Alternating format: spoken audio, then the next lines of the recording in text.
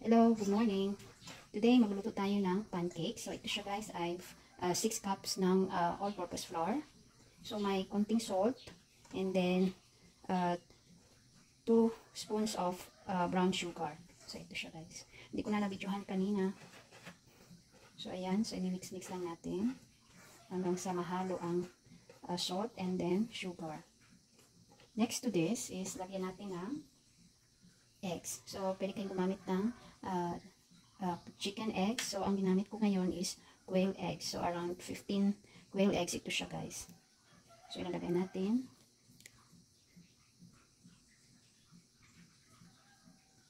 And then, mix lang natin.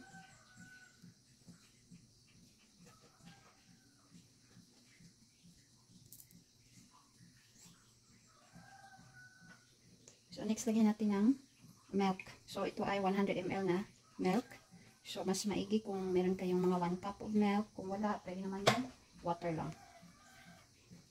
So, ito siya guys, ay kulang ng milk. Kasi kulang, wala akong gatas. Yan lang naiwan. So, ang ilalagay na lang natin is water.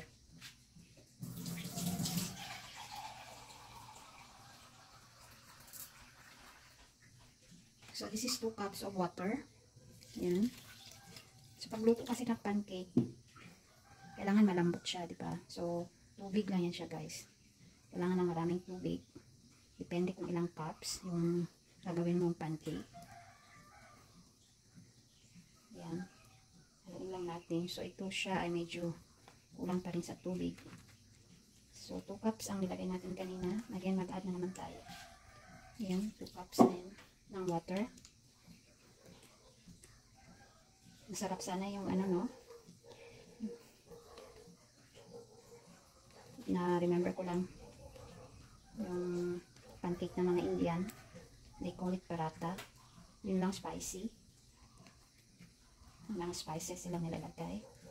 So, since may mga bata, hindi sila hindi pwedeng hindi dapat spicy yung pancake natin. Filipino style ito siya. So, ayan, medyo kulang pa rin siya ng tubig. Kung maraming fresh, kung marami kayong gatas, mas maganda. Pwede rin namang, powdered milk ang gamitin. Tapos, lagyan na lang ng tubig. Yan, like this, medyo, siya, so, lagyan ulit natin tubig.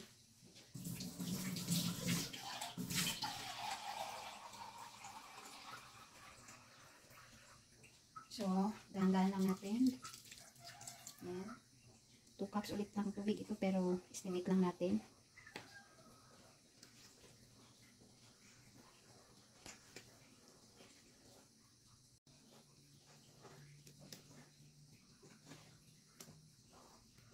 So, hindi pa rin siya soft na Yan, hindi pa, kulang pa siya ng tubig.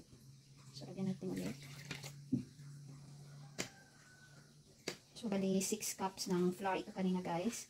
So, and then yung water niya is nasa 4 cups. Pwede mo naman siya lagyan ng yeast para madaling lumambot. Pero pag walang yeast, kahit tubig na lang. Para malambot yung pancake. Kung marami kang gatas, yung fresh milk or yung evaporated milk, mas masarap siya pag more on milk.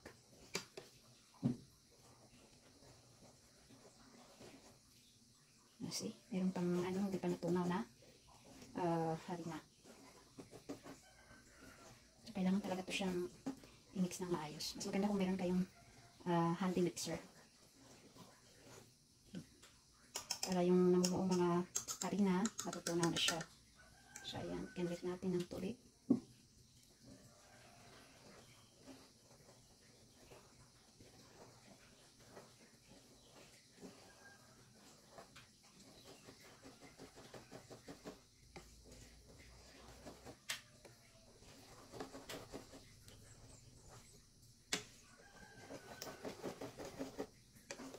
Pwede na to siya guys. So, yung 4 cups na water is tama lang sa 6 cups na flour. And then, 100 ml na milk. Pwede namang i-substitute yung yung tubig into milk. Kung may fresh milk, mga 4 cups na milk.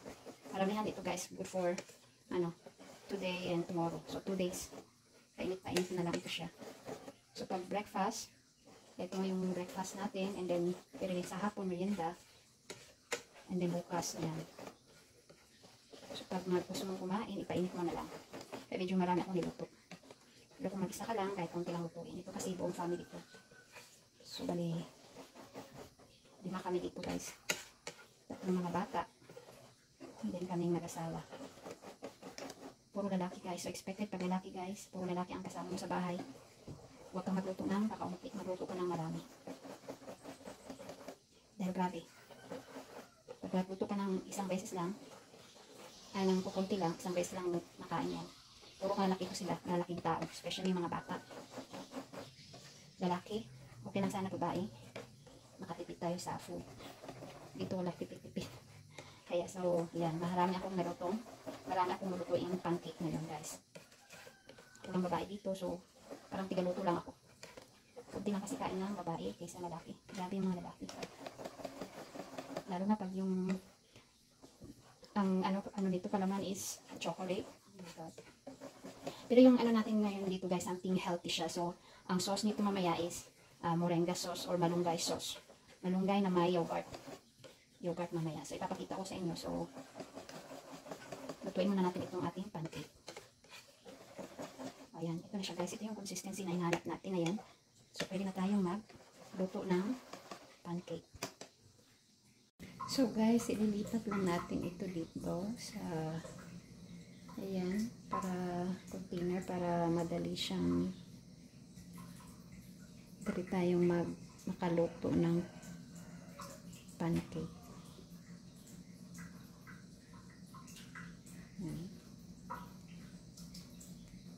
So, dito guys, ito na yung pan natin, mainit na ito. Naan lang natin yung apoy. And then, gamit tayo ng butter. Buttercup ito siya. So, you can use margarine or butter. So, iganyan lang natin guys.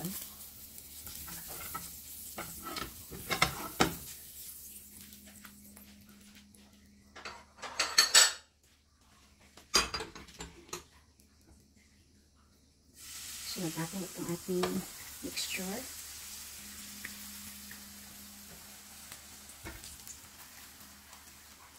Ayan.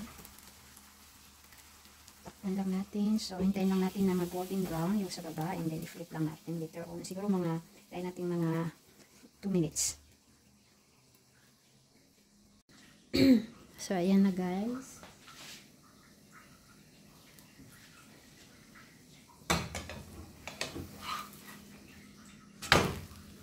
Pwede na yun siya.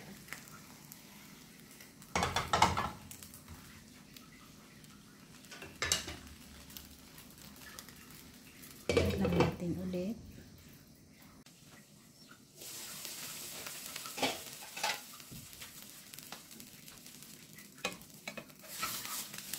Ayan.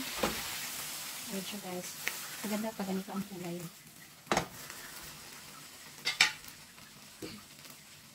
Tuwin lang natin ulit.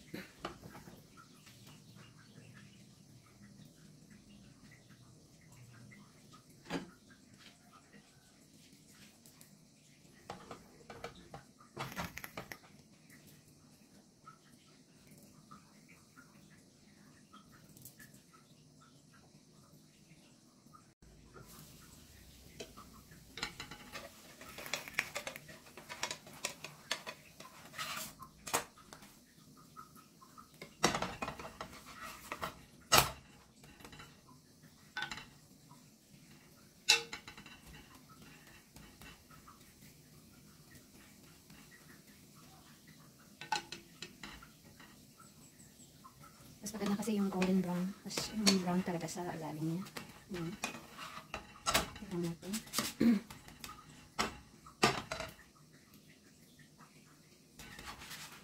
So, pwede na to siya. Yan. Natin dito yung butter. So, do same process lang guys. So, nagpapalay tayo ulit ng mixture ng harina.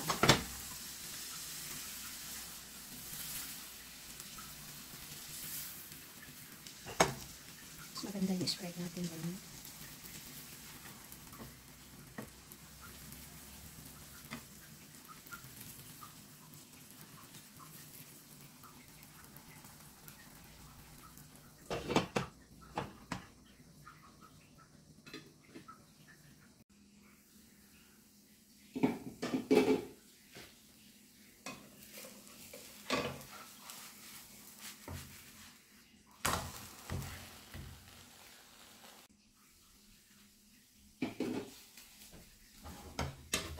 Ito na siya. So, ito pala siya, guys. Gusto ko lang sabihin ulit na yung mixture natin ng harina with eggs and sugar and salt, nilagyan ko ulit ng siguro 200 ml na water. Kasi guys, medyo pag ilagay kasi sa pan, medyo hindi siya, alam mo yun, hindi siya lumalapad. So, nag-i-stay lang siya. So, bali dinagdagan ko siya ng water. So, ganito ang nangyayari. So, mas malambot din ang kanyang, see, mas maganda ang texture. Init, sorry. Yan. So, ngayon, ang gagawin ko para makatipid din sa ating butter, lagay tayo ng mantika. So, lagyan natin ng salt, ito, para pag every time na hindi na itatahiran yung butter, kasi natutunaw na rin yung buong butter. So, yan, dagdagan mo na lang ng butter yung oil. So, palm oil, ito siya, pwede any oil ang gamitin. Ayan. So, nilagyan nyo ito siya is palm oil and with butter na. So, ayan. Pwede na ilipat. Ilipat ko na natin dito. So, okay na. So, ito yung mixture kanina na dinagdagan ko ng 200 ml na water. Ayan. So, see? Gusto ko ganyan. Diretso na siyang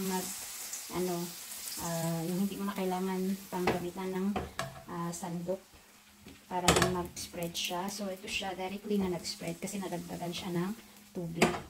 Ayan.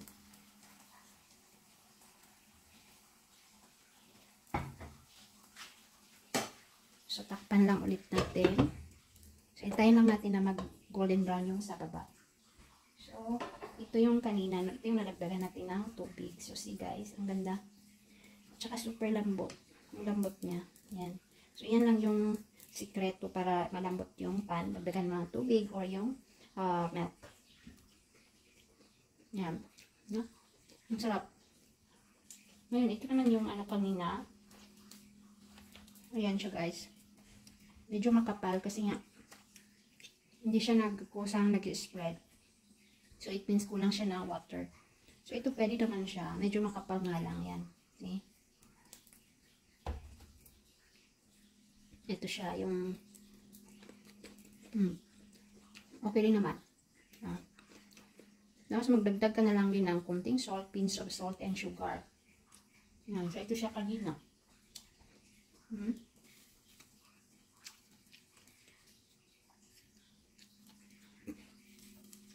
Sarap. Tama na yung lasa. Hindi siya sobrang hindi siya matamis, hindi rin siya salty.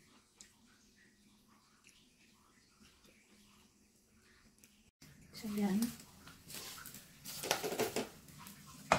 Tignan natin. Golden brown na yung sa baba.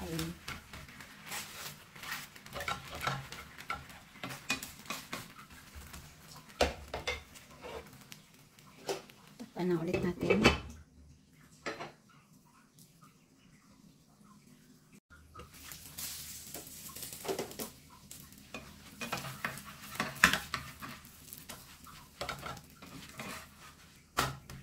Ito yung hindi pa ito siya luto. Kasi may white pa ito siya. Ito natin. Takpan ulit. So, pwede na ito guys.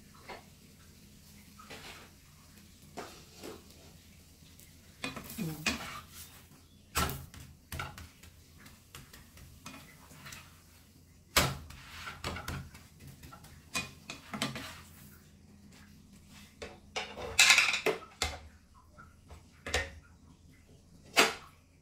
Lagyan natin ng oil with butter.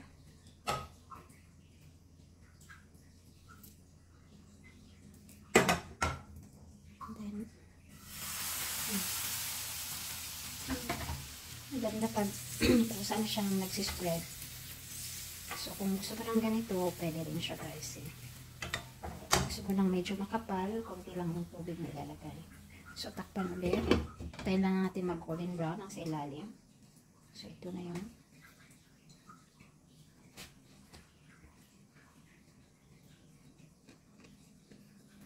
Ayan.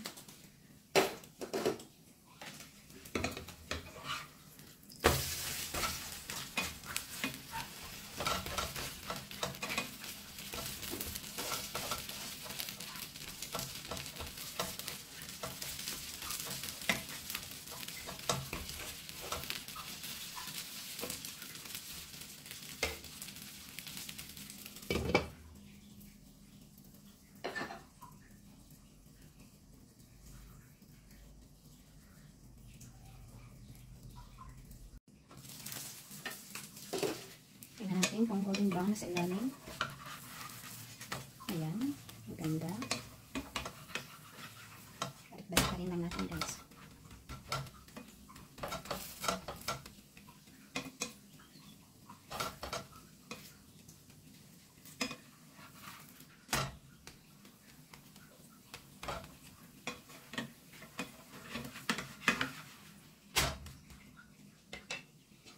To sa mga 5, ano lang, siguro 10 seconds na lang.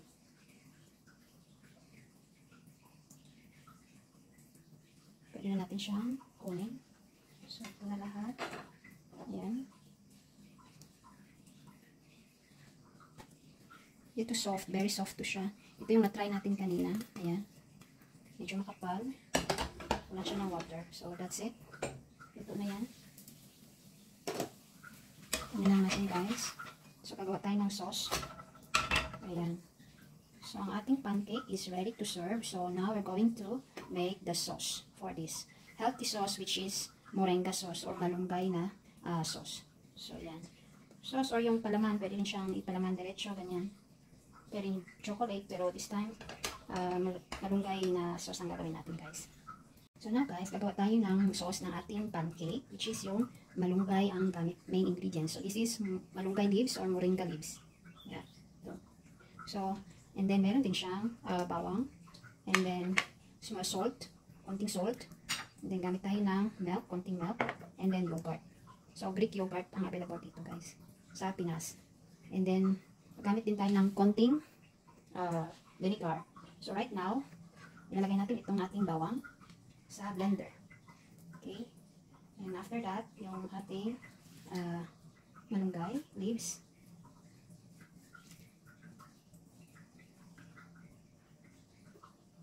Yan. Next is yung salt. And then ang ating milk, evaporated milk ito guys. Pwede rin yung condensed milk. Sorry, tawag dyan, fresh milk. So, ito siya ay evaporated milk. Pwede rin yung fresh milk. Ayan, para lang ano siya mag-ikot. So, kailangan natin lagyan ng milk. Pwede rin water, kahit konti lang. So, now, lagay natin yung ating yogurt. Sandali lang. So, ito yung ating yogurt. Dapat plain yogurt lang siya, guys. Hindi yung hindi strawberry, yung walang flavor. Ayan.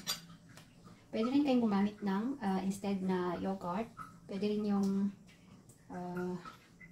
mayonnaise. Pwede rin siya gamitin yung mayonnaise. Basta yung walang lasa. Ayan.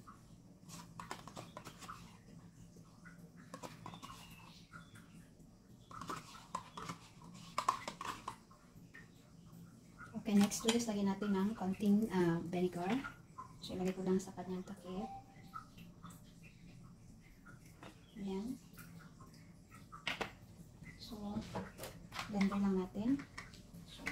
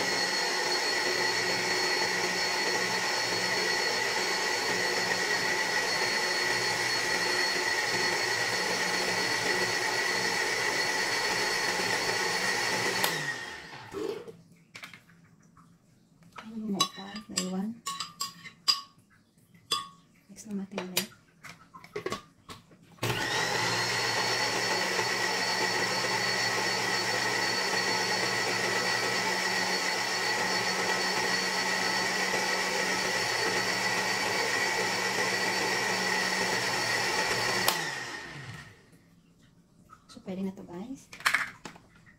Ayan. So, tikman natin ang ating malunggay sauce. Sarap. Hindi siya, alam mo yun, hindi siya matamis, hindi siya, parang, tapos hindi mo malasahan yung malunggay.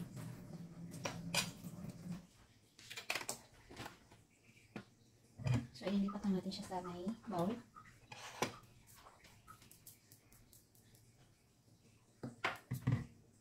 Lipat lang natin sa bowl guys. Ayan, super green. So, pwede rin ito siyang lagyan ng ano guys, yung para medyo ma-creamy siya, mas lalong creamy. Lagyan mo siya ng mayonnaise. Yung malapot siya, ayan. So, mayonnaise and yogurt, pwede mo rin siyang i-mix. So, pwede rin yung yogurt or pwede rin yung mayonnaise lang. Tapos, lagyan ng malunggay leaves. Malunggay leaves, garlic, salt, yan, pwede na. Ayan. So, ito na ang ating moringa sauce for our pancake. Yan siya guys. So, tikman na natin guys ang ating pancake. So, this is the pancake. Ayan, niluto natin kanina. Ayan. Ito yung soft. Sobrang lambot nito guys. Meron din medyo hindi malambot, which is kulang yung tubig. Ayan.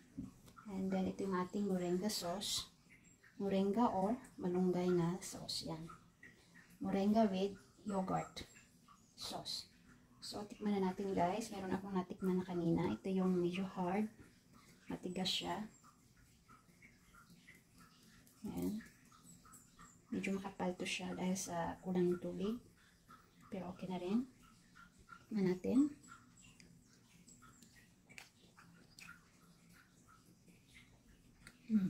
Sarap. Kulang ito siya na ano guys. Dapat may sili ito siya, yung green na sili. Pag gusto mo talaga medyo may anghang-anghang, nalagyan mo ng sili, masarap.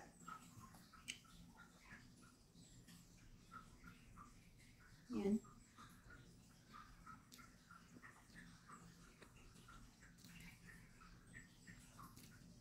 Ano lang yung lasa niya, yung parang hindi siya matamis.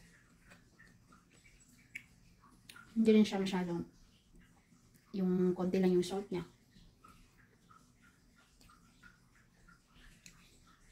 Yan. Pag gusto mo lang ng healthy na yung kinakain mo healthy guys yan. Ayaw mo lang masyadong matamis. Yan, pwede yan.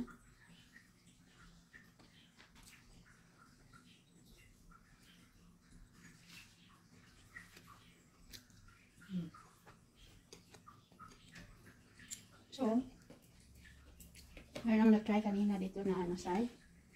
Ito yung soft. Nilagay ko sa ilalim. Na-try natin ito while we are cooking. Na-try ko na ito kanina yan. Sobrang lambot. So if you're cooking pancake, no need to put baking powder. Just add a lot of, not a lot, yung tama lang din, no? Just add water or milk. Yan.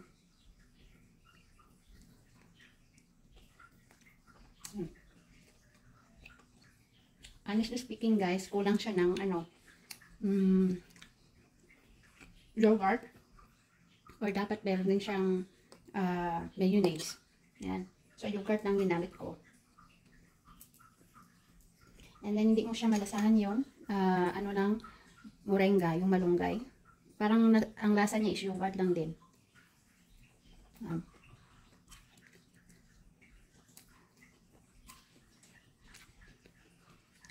Pero hindi siya yung maasim guys. Tama lang yung lasa niya. Yung parang naglagay ka lang ng konting asin.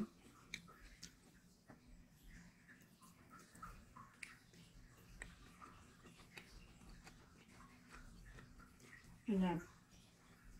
Try nyo guys. Sa mga ano lang siya guys. Mga mahilig. Yung mga body conscious lang. Yung ayaw ng matamis or ng gusto yung healthy na pagkain na yan. Pwede. Yan. Ang sarap-sarap nito kung ano, may sili. Kalimutan ko rin.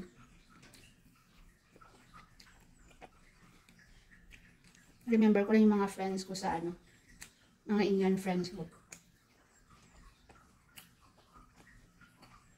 Before nung sa Dubai pa ako, guys. And breakfast, paratha. Ito, they call it paratha. Yun nga lang, may ano siya, yung paratha nila is merong boiled na potato. And then they are putting, sa paratha nila is merong chili, yung mga fresh chili ang nilalagay, and then other spices. So, yun. And then, yung sauce naman nila is yogurt.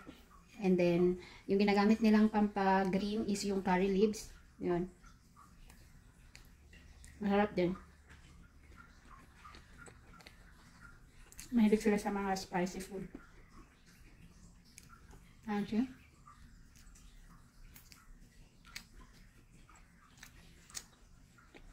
Isang pancake, busog na busog ka na. Lalo na pag makapal.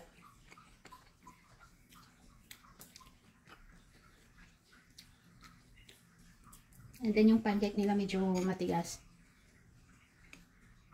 Ayan, guys.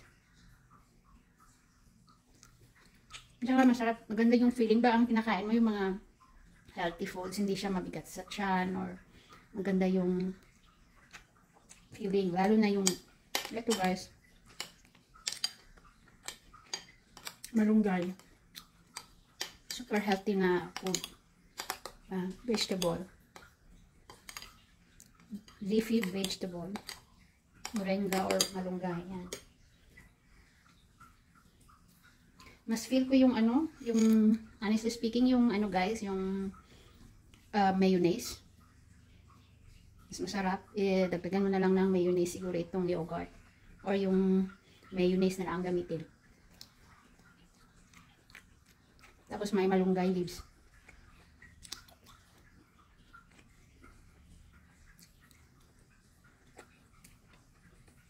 Ayan. Masarap, guys. Super. Kain sa house nyo, guys.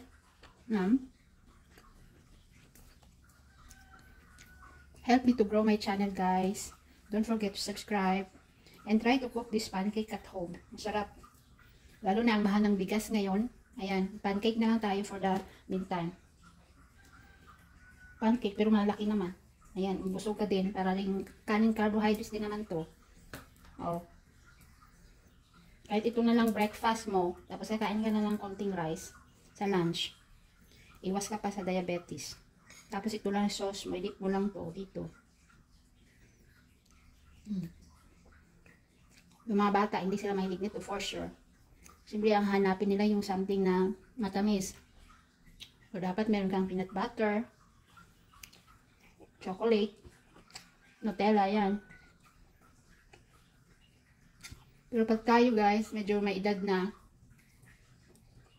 ingat tayo sa halakain natin. Try nyo to, guys. Thank you for watching.